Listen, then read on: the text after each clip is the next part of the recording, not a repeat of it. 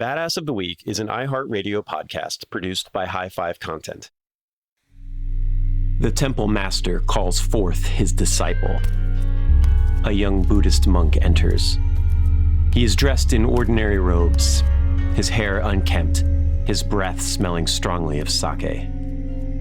This monk is Ikkyu Sojun. An illegitimate son of the emperor, he was exiled to a monastery, hoping that would keep him quiet, out of the way. It didn't. But now, despite his lifelong debauchery, all of the important noblemen, samurai, and monastery leaders he has famously maligned, mocked, and ridiculed mercilessly over the years, all of the wine he's drank, the brothels he's visited, all the lovers he's taken.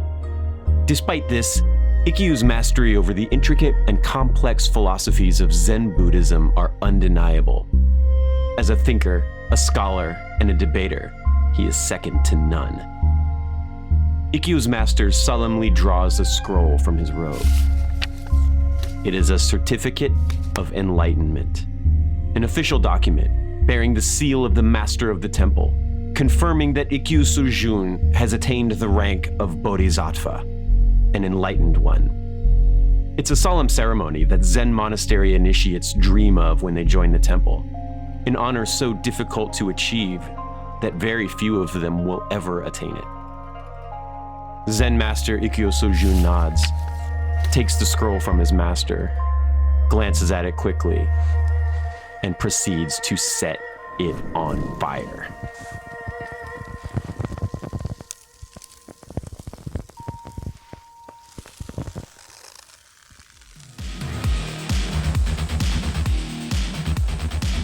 Hello, and welcome back to Badass of the Week. My name is Ben Thompson, and with me as always is my co-host, Dr. Pat Larish. And Pat, we are doing something kind of different today. Yeah, this is something different and exciting. It's the first guest we've ever had on Badass of the Week, and we're very excited to have him here. He is the host of History on Fire, and this is Daniele Bolelli. Daniele, did I say your name correctly? Yeah, you nailed it. Oh. It's all good. Perfect. You got it right. Okay, great. And thank you so much for having me. It was the most stressful part of the entire thing. Yes, of course.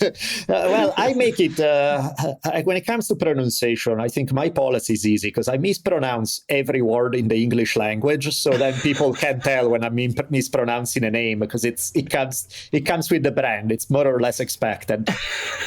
I have the problem with every proper name we come across. I have to make Pat pronounce it for me because especially like the French names and the Viking ones, like I can't do them. Well, Daniele, thank you so much. You are the host of History on Fire, but also like a dozen other, podcasts as well.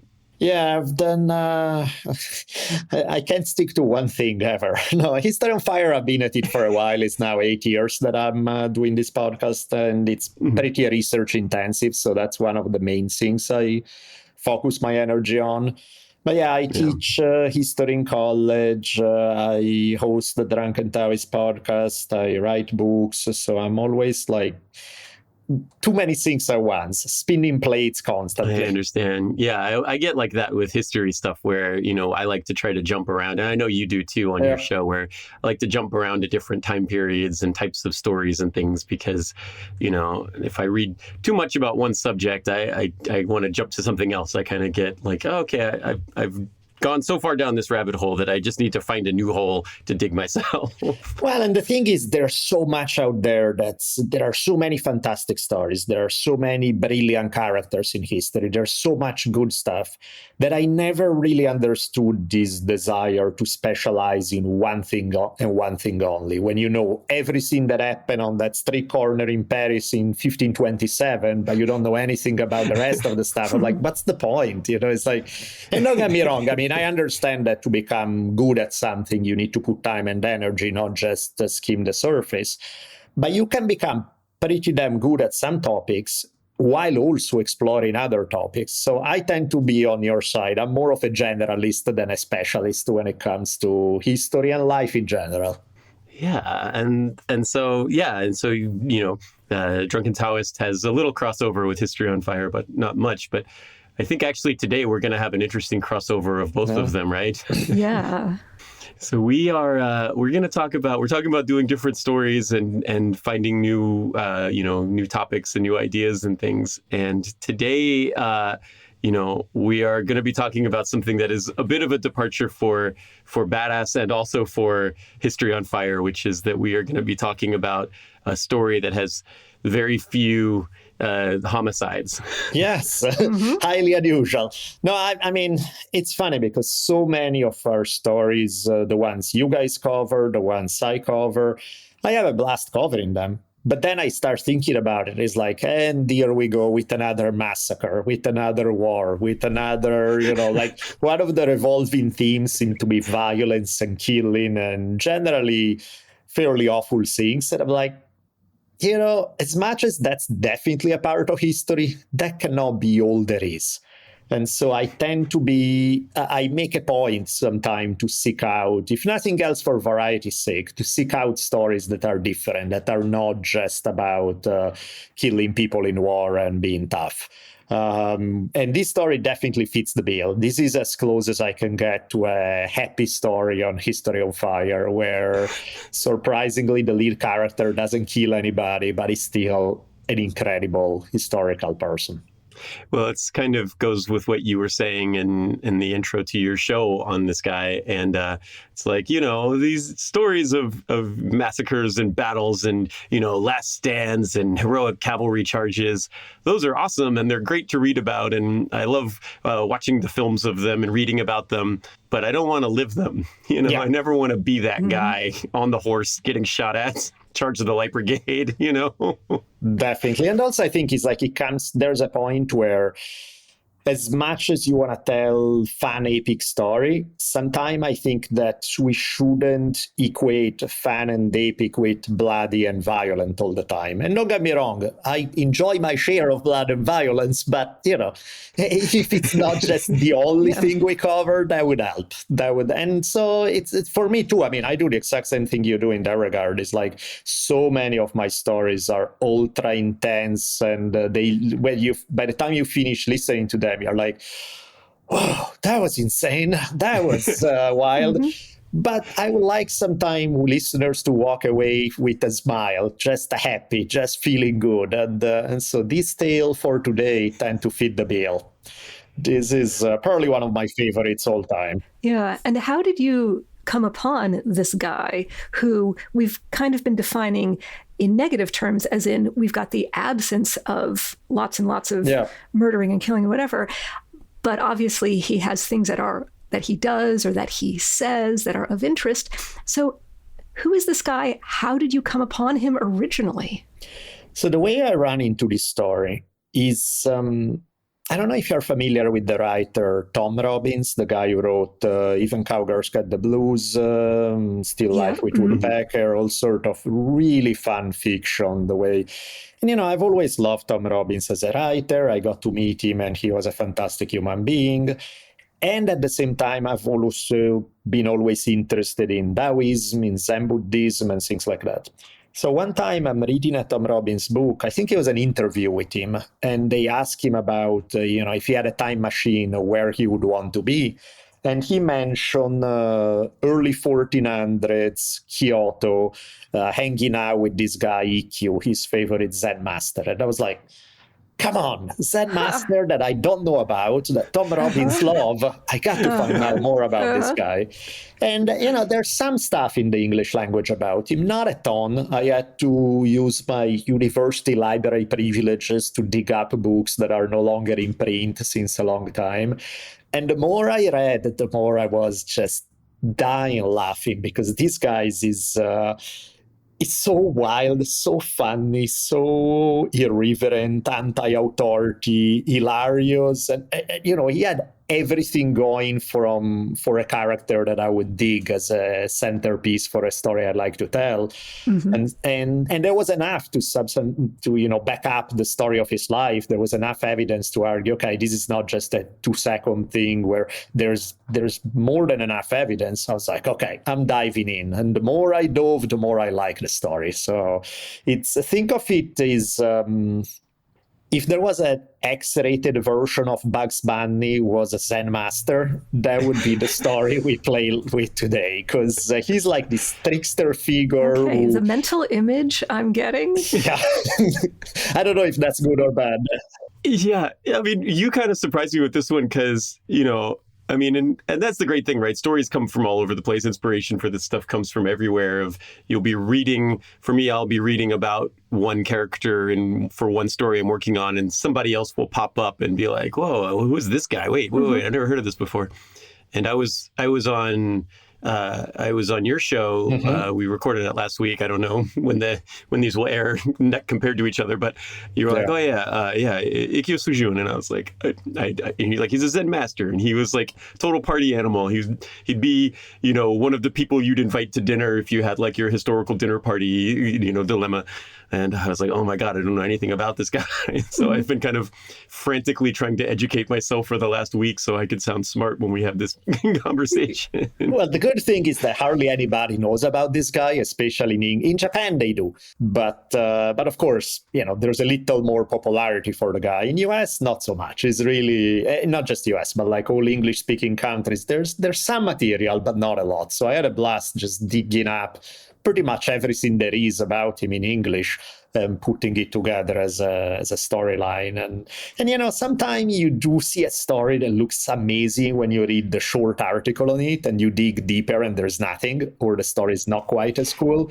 Or the guy's just like a huge prick and you're like, actually, I hate this guy. Yeah, exactly. the more I learn about him, the more I realize this guy's a monster. Yeah, you get really bummed out. Whereas with these, instead, the more I dug into it, the happier I got. I was like, this is better than anything I could have scripted, Oh, this is great. Yeah. And we've got some of his own writing. Some of his poems are translated into English, and they've got attitude. Oh, yeah. Yeah, that's what's funny about him. He's the poster boy for going against dogma, going against authority, going against the established order of things. And yet, like many people do, like you take like a Greek philosopher like Diogenes. He did similar stuff, but he also suffered from the punk rock syndrome. He's great when he's talking crap about everyone else. But when you look at what he does, there's not a whole lot that he creates in alternative that you say, oh, this is amazing. He's just an hilarious prankster. But with Ikkyu, you get his criticism of established authority. That's brilliant. But then you look at what he does in his life and you're like, oh, that's even better. So it's there's two sides of the coin. There's both the destruction of established order and the creation of something better. Yeah. That's awesome. Okay. Well, I guess we should get into it. This is going to be Ikkyu Sojun, and we are going to get into the story right after this break.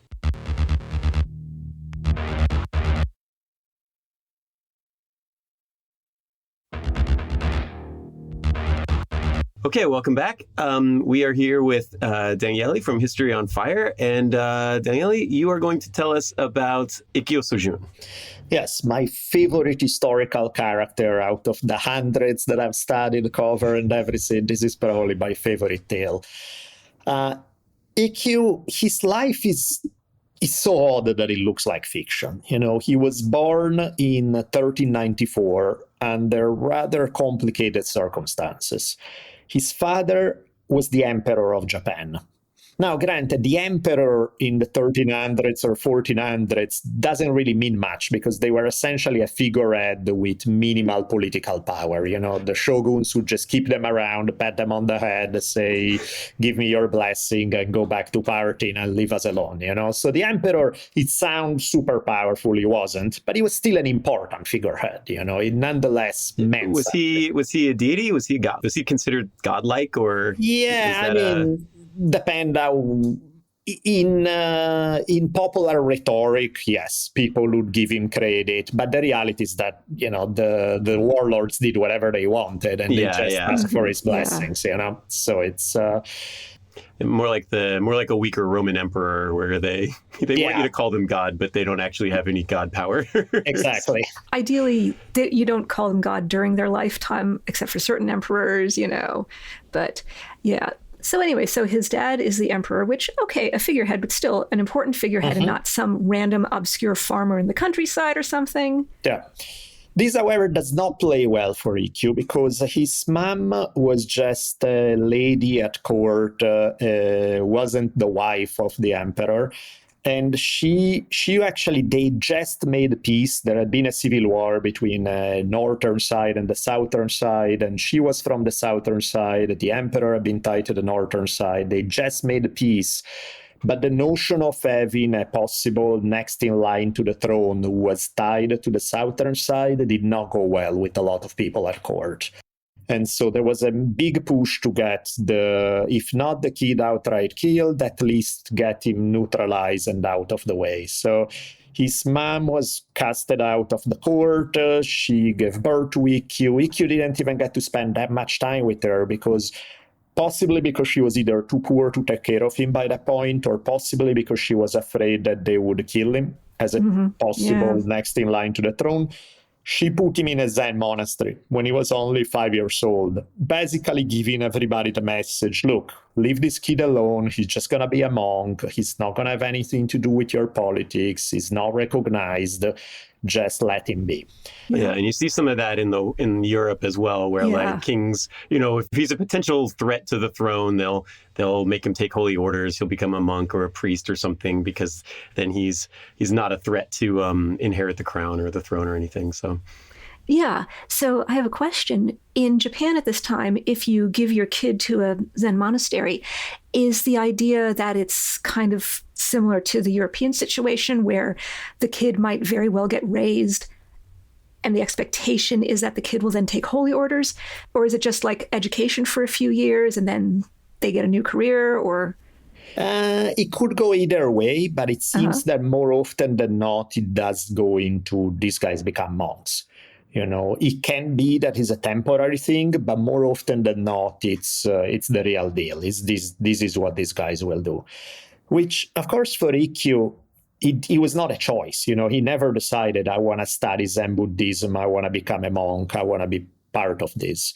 It definitely beats the alternative, which was getting his head chopped off in a political conspiracy. So in that light, Zen Buddhism didn't seem so bad monastery after all. Or death. Yeah, exactly. So it's like, okay, I guess monastery, as severe an environment as it would be, is still better than the alternative. There's one thing that we should probably say about Zen Buddhism. If in the West in particular, Zen Buddhism has this reputation for this very almost anarchist tradition within Buddhism. Very, you read guys like Alan Watts who have popularized Zen Buddhism in the West a lot. And you get this impression of this very loose and free type of philosophy. Yeah, when I hear like being Zen, I picture like a guy on a surfboard. Yeah, right. It has this happy hippie vibe to it all. That is how it's popularized. Yeah. People use it to mean all sorts of things. Yeah, like, oh, I spilled coffee on my shirt, but I was so Zen about it. Yeah, right. Exactly. Yeah. The reality is a bit different in the sense that historically, the part that's not different is historically Zen is the result of the union between Buddhism going into China and meeting Taoism.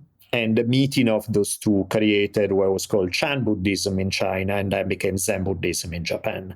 So it has a very Taoist overtones in its philosophy. But the reality is that living in the monasteries was anything but the free-flowing, very rigid discipline, very strict meditation schedule, work hard, don't get to sleep much. Is not this surfer guy talking philosophy while smoking weed on the beach. It's not that at all. Yeah. It's considerably rougher environment. And Ikkyu, during his early years, he struggles with it because on one hand, he's clearly brilliant. Like all of his teachers remark on how smart this guy is and how even his grasp of Zen seems to be amazing and unparalleled. On the other hand, precisely because he actually likes Zen, he hates what the Zen establishment has become. And he regularly clashes with it on a regular basis, to the point of like the most famous of these early clashes is that One thing that existed in Zen was this idea of the certificate of enlightenment. It's like the equivalent of your spiritual PhD, where, a master has to recognize they are enlightened so that then you are a master and can start your own monastery and stuff like that. And you have a piece of paper to prove it. Yes, exactly. And Ikkyu, when they gave it to him, was like, certificate of enlightenment? Are you kidding me? So he burned it. Which was like, these guys spend their lives trying to get it, and it's given to him, and he's like, give me a break. This is a joke. What is it? This. It's interesting, though, because it's a thing that, because we have this mentality of Zen being surfer dude smoking weed, you don't think of Zen Buddhism having some of the same problems that we see in Catholicism and some of the Western religions and just kind of organized religion in general, where it's like, yeah, they're saying like, Jesus said, be cool to everybody and help poor people and like be, nice to your neighbors. And we've turned that in somehow to like, let's chop everybody's heads off who disagrees with us, and then where we run into these like, once you kind of have these powerful church social structures where, you're learning all of this stuff, but the thing that you're practicing is the opposite of what you're learning. Exactly. And there's kind of a disconnect there. And you don't think of Zen Buddhism having that as well, but I imagine any like hierarchy setup where people are going to have power over other people kind of invites that a little bit. You're going to have politics, you're going to have bureaucracy, you're going to have arbitrary stuff. Yep. So Ikkyu burned his certificate, and what did he do then? So but they don't want to give up on him. They keep trying to kind of reel him in despite his weird, eccentric behavior and the fact that he's so bizarre. I mean, speaking of giving up stuff, he gives up the certificate of enlightenment. On the other hand, at some point, his father decides to see him and sort of acknowledges him and all of that. They have a reunion. And in the meantime, Ikkyu's half-brother, the other son of the emperor, had died. So in a way, there was, realistically, how desperate his father was to have somebody who was next in line. It's not a stretch to argue that if Ikkyu had pushed for it, he could have probably gotten recognized and become the next emperor of Japan. But the reality is that Ikkyu was as uninterested in becoming the emperor as he was in becoming the top priest in some temple. He just didn't give a crap. It seemed like all very artificial, like whether it's a spiritual bureaucracy or plain figurehead for some powerful warlord. He was like, I don't really want to have any part on any of this. So if anything, he suggested to his dad, why don't you pick this so-and-so relative? He seemed like he would be a good fit for the job. And didn't want to do that either. So again, it leaves you with, what does this guy want? Meanwhile, like people around him are literally murdering each other for this possibility or the chance of being able to do that. Precisely. So he's pretty funny. There's one thing that happens at one point. That's one of my favorite Ikkyu anecdotes of all. Is that in an effort to reel him in, they give him a post overseeing this one smaller monastery, saying, maybe by giving him responsibility, we'll get him back into the fold, and he'll eventually get a little older, he'll mellow out, and a few days go by, and nobody can find him anymore. And so they are looking for him. He's like, he's the head of our monastery. Where did he go? He was a writer all his life. He always wrote a ton of poems and stuff. And they find this poem that he left behind in his quarters that basically said, look, guys, let's be real. 9 days in this monastery and I'm losing my mind. So if anybody come looking for me, I'm either at the sake shop or I'm at the brothel. See you guys. And you're like, wait, what? But he wrote it as a poem. He didn't just leave like a note on his door. He wrote it in poem form. Probably beautiful literature in the original translation. Did he calligraphy it himself? Yeah, he does all this very fancy, beautiful stuff. And so you're left with this feeling of like, wait, what? And the funny thing is that for the rest of his life, those three elements, because he does like Zen. So Zen Buddhism, women and alcohol are his three main passions, in no particular order, by the way. They tend to be very much intermixed throughout his life. And beside the obviously hilarious aspect of it all, of like, oh, this sounds like a fun guy to party with, the thing that's funny about him is that there was actually a point, even related to Zen Buddhism, in the sense that one of the things that he's constantly going against is the pretense of spirituality, this idea that spirituality is something separate from daily life. Whereas Ikkyu is almost making a point by embracing and openly embracing, because, a bunch of Zen Buddhist monks preach a certain doctrine and then they would go out drinking and go to prostitutes or something. That was hypocritical because they are saying one thing and doing another. Ikkyu is completely upfront. He's like, what you see is what you get. He's not hiding it. He's not trying to. And his approach is trying to say, look, there is no spirituality like in some clouds of incense up a mountain. Spirituality is day-to-day life lived with full awareness, which is ultimately what Zen is. It's about this presence of being in the midst of everything. And so he's not only not hiding, but flaunting all kinds of behaviors that more moral Zen Buddhists would condemn and see as antithetical to a spiritual path. To him, they are very much part of his spiritual path. Yeah, and that's something that I love, right? So, we've got this kid, this illegitimate son of the emperor, who turns out might actually have had like a solid claim on the throne and could have ascended if he had shown any interest in it. But instead, he, as a child, he goes off to this Buddhist monastery where he's raised, and he learns Zen Buddhism, and he learns it to a degree where he realizes nobody here is practicing what they're teaching. And this is they're all more kind of obsessed with the hierarchy and playing politics and wearing fancy clothes and having people give them certificates of enlightenment that they can frame for their offices. And this guy's like, well, this is all bullshit, right? Yep. This is, you guys are saying one thing and you're trying to teach me one thing. But then the thing, like what you were saying earlier about how Ikkyu could create new stuff as well. One thing that's really awesome about him is that he just does whatever he wants. He goes to the brothels and he drinks and he parties and he wears regular clothes to fancy things just to make people treat him nice, because he is still actually like a high level Zen monk. And then when people call him out on it and are like, dude, what are you doing?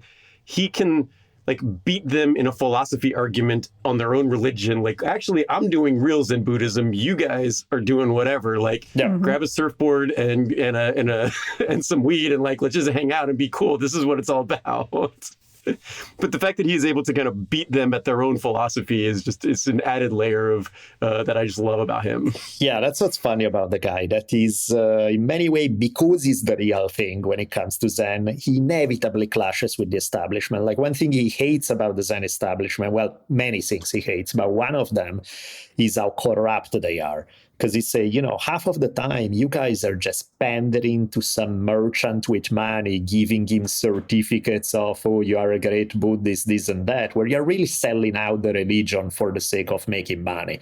And so again, he's like, these guys will represent the image of what Zen is supposed to be, and they have their shaved head, and they are in their robes and live in the monastery, and at least officially pretend to live by certain rules. Then they are, in his opinion, they are just selling out what Zen is, and they don't really have it. Whereas real Zen is found outside of the monastery for him. And it's like there's a line that's... Creating a hierarchy for it is like, the opposite of what the Buddha was trying to accomplish or was trying to teach in the first place. And Ikkyu likes to wink at this guy. He likes to poke them and write things that, of course, there are multiple layers to it. He's saying it intentionally provocative. Like, there's a line of his that say, don't hesitate, get laid. That's deep wisdom. Sitting around chanting sutras, that's crap. And he's saying that to Zen monks who spend their lives. It's just hilarious, He reminds me, and I think you talk about it a little in your podcast as well, but the patron saint of Bhutan is like that. Drukpo Kunli, he had a similar kind of deal. Where he was also like a drinker and a partier, and he liked getting laid and having drinks and partying and all this stuff. And some higher level Buddhist monk complained to him and was like, how did they let you out of hell? And he was like, oh, I was actually on my way there, but the path was so clogged with corrupt priests that I couldn't get through. I had to come back.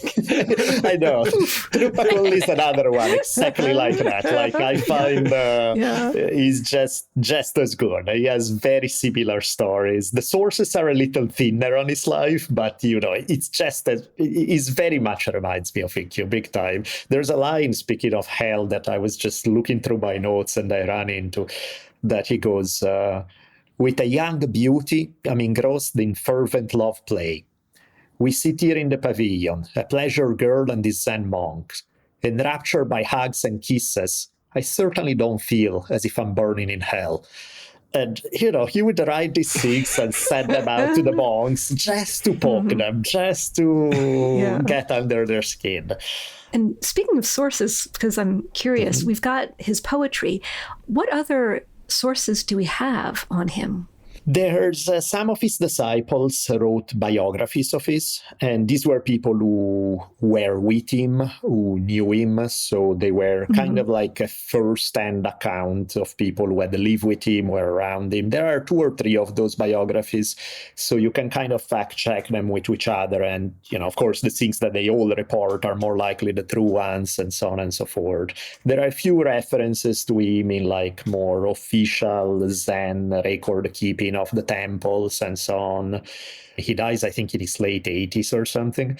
And, in part of the time that he lived in, there was the beginning of the Sengoku period in Japan, is when the brutal civil war that will last for over a century began during his lifetime. And so during the early wars, much of Kyoto is burned to the ground. This main Zen temple where he had trained and had been part of is also destroyed.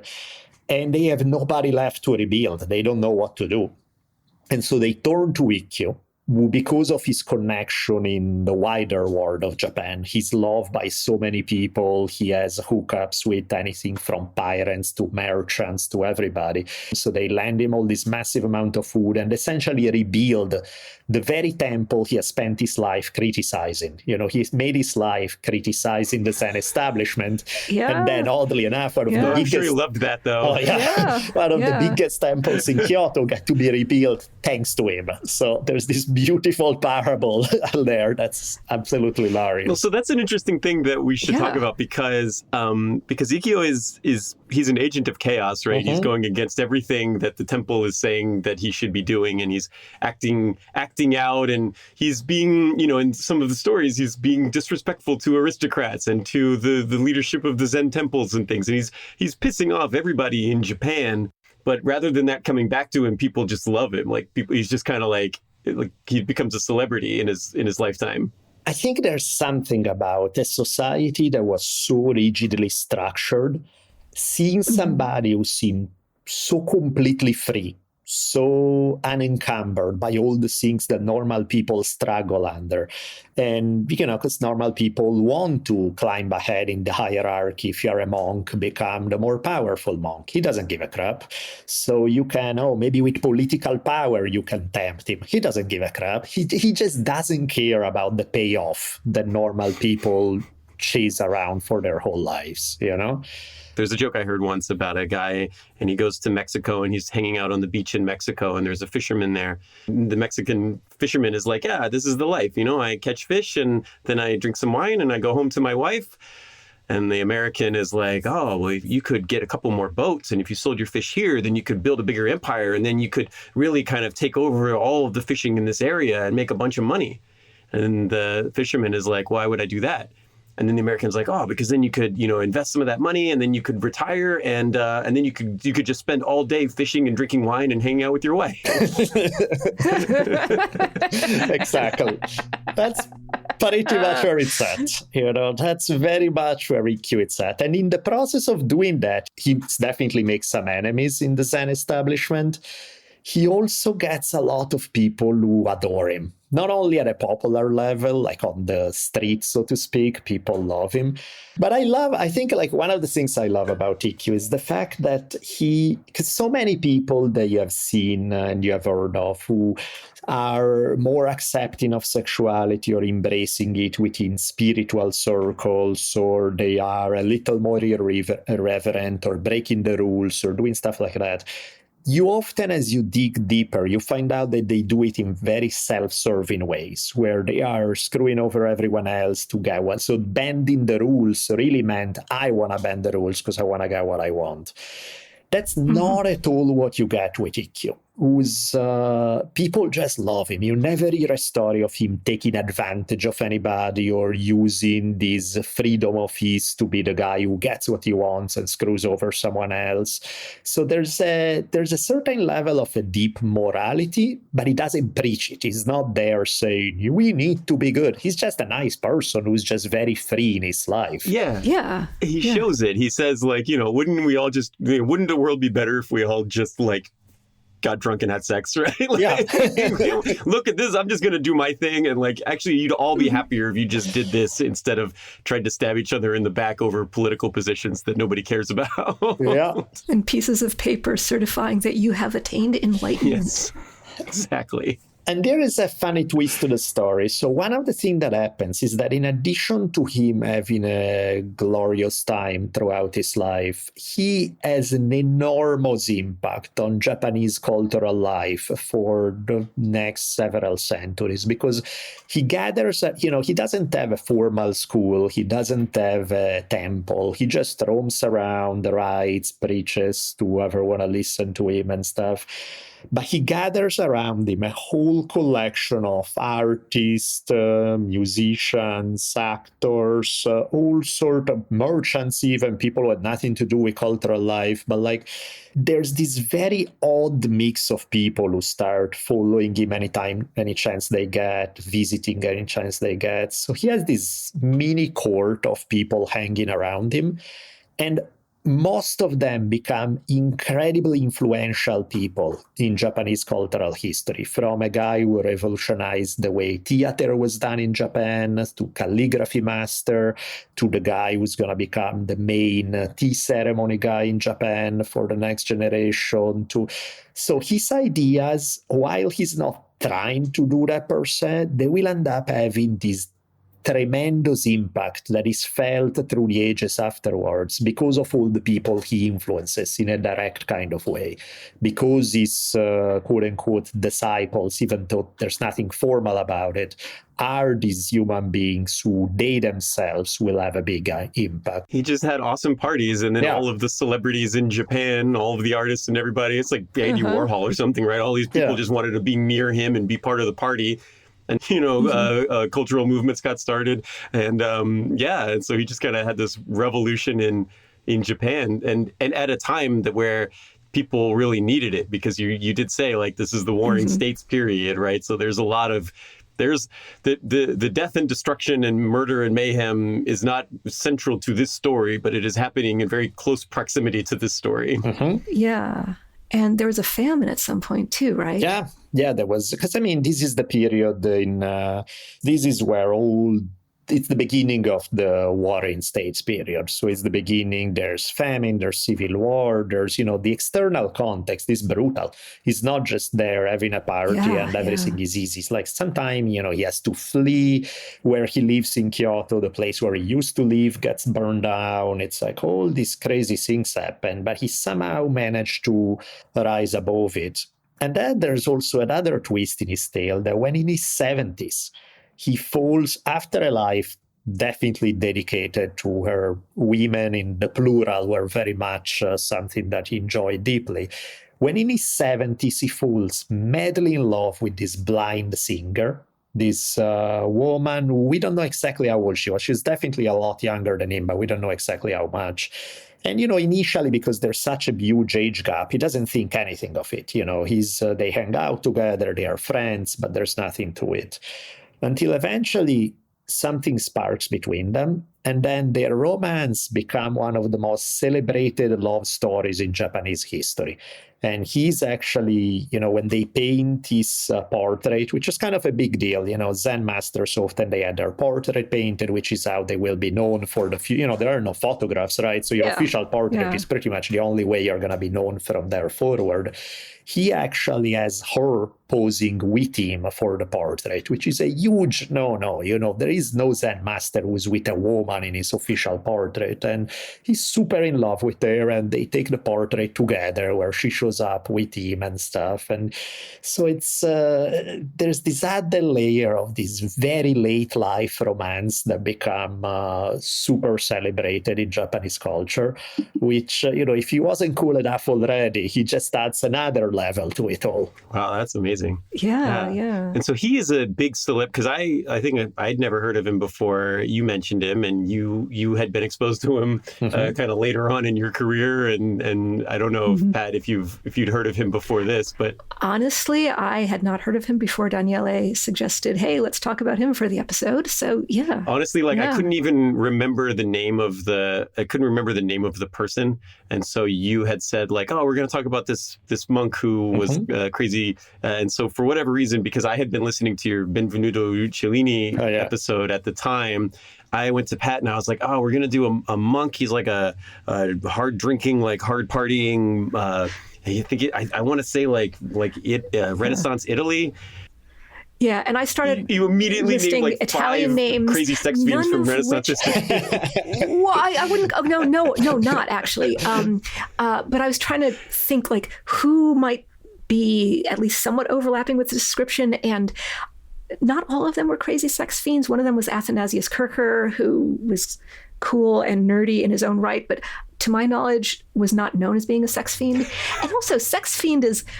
I feel like sex fiend is a little bit derogatory. I feel like this guy just he loves pleasure. He loves sharing pleasure and being in the moment, and so I think fiend implies criminality too. That's probably the total wrong word to use, but well, or fiend, or that you're not in control of it, and it seems to me that he's managing anyway. But to your point, Ben, this guy Ikkyu is not well known in America. And so, Ben, you and I had to do a little bit of work to get to know him. And I think that's what's interesting sometimes, that, so many of, when we open any history book, every other story is the Borgias and Alexander the Great and Caesar. And, it's always political figures, usually involved in major wars and scheming and murders. And that's, so much of what passes as history is the history of gangsters on a large scale. It's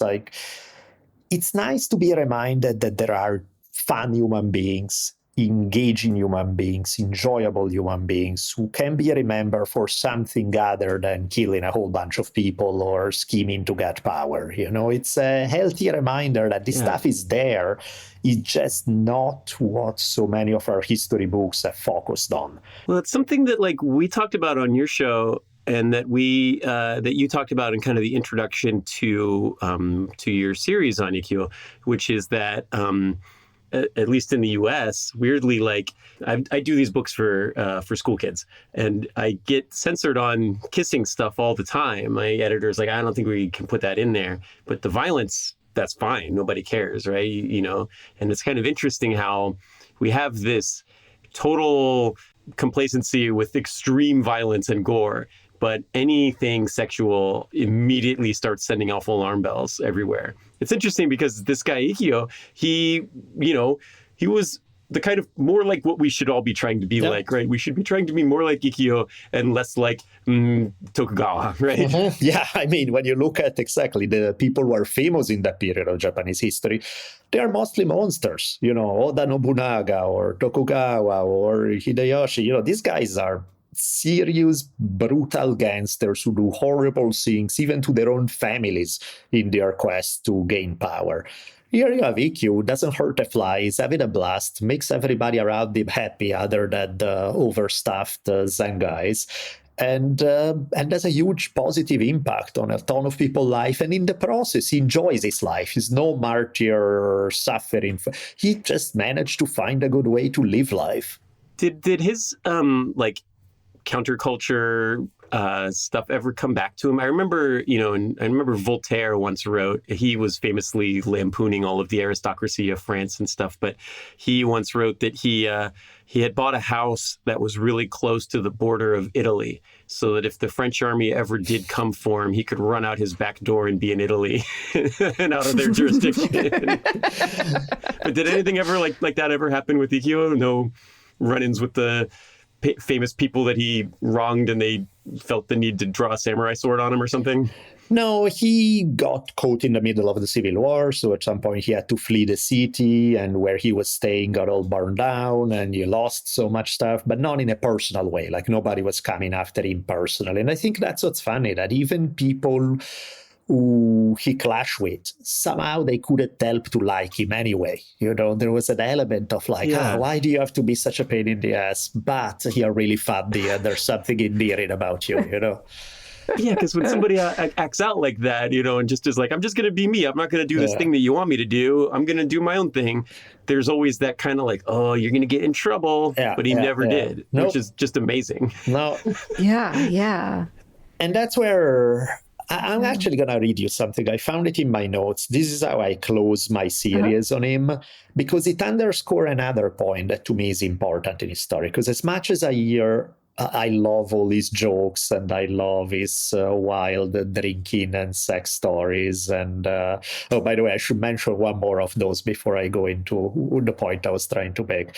When he's really old and he's close to death, at one point he has a discussion with some of his disciples and he says, I know that after I die, some of you are just going to spend your time partying with women, and some of you are going to turn to the mountains to meditate alone. And he said, both types of Zen are fine with me. Those are good paths, both of those. However, if you become a professional cleric and start babbling about Zen as the way, then you're my enemy.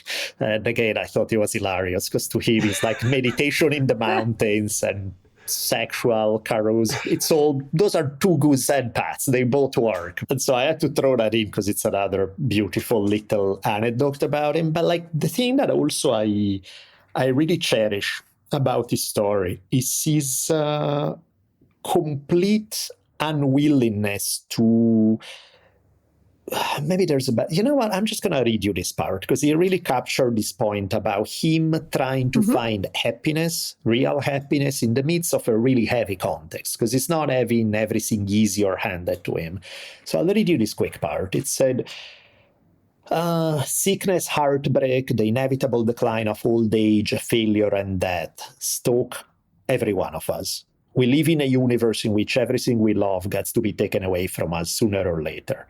Our very existential conditions dictate that every single human will deal with heavy suffering. Ikkyu was no stranger to life's harsh side. He was disowned by his father before he was even born, was separated from his mother by the time he was 5, lived through periods of famine, floods, and civil war, and saw 90% of his hometown burned to the ground, plus thousands of people dying all around him. And yet, in what is possibly my favorite line ever written, he wrote, throw me into hell and I'll find a way to enjoy it.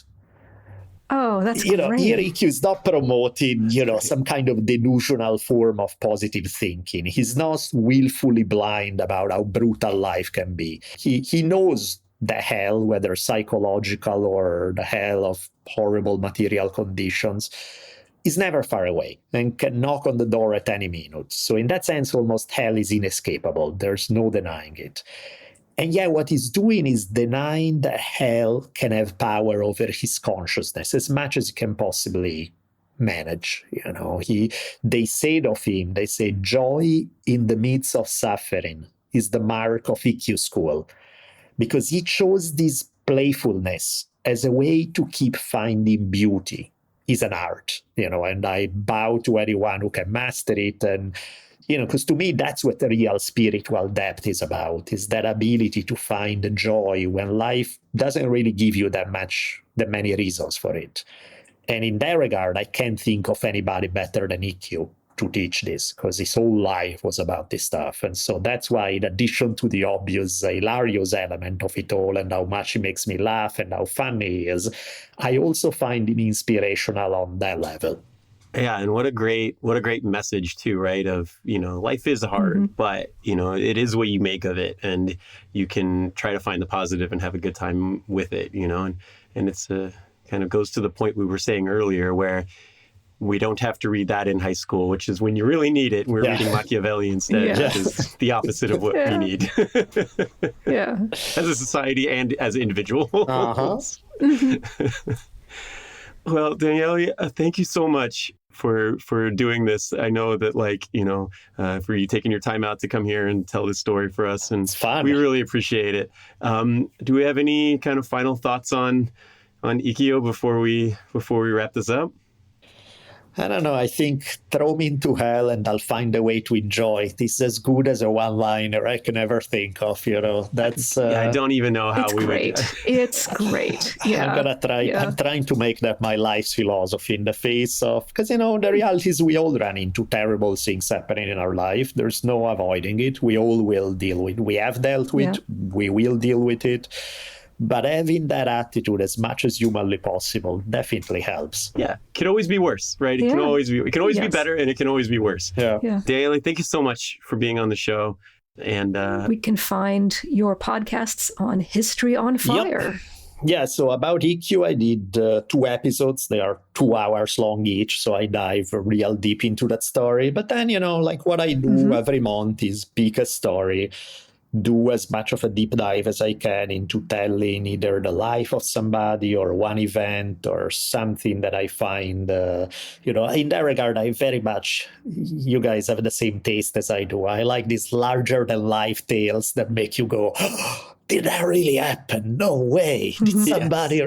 Because that's the fun of it all, So that's what I try to do as well in just narrative form, and just research a bunch and then get to tell the story. Yeah, so History on Fire is the podcast. I definitely recommend that everybody go check out all of it, but especially the what we were just talking about, because you do deep dive into some really good stories that we won't have the time to get to here, but they're amazing, and you did a great job with the research and organization and everything.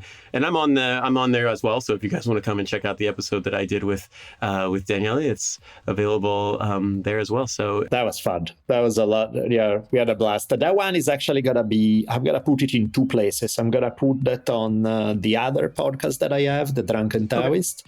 And then I'm also going to put it on Patreon for Patreon listeners who are hardcore History on Fire listeners will also get it that way.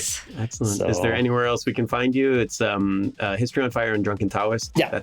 Cool. Those are the ones. All right. Well, thank you so much for being on here. Thank you so much for having me. It was a blast. Thank you. Thank you, Daniele. Stay badass.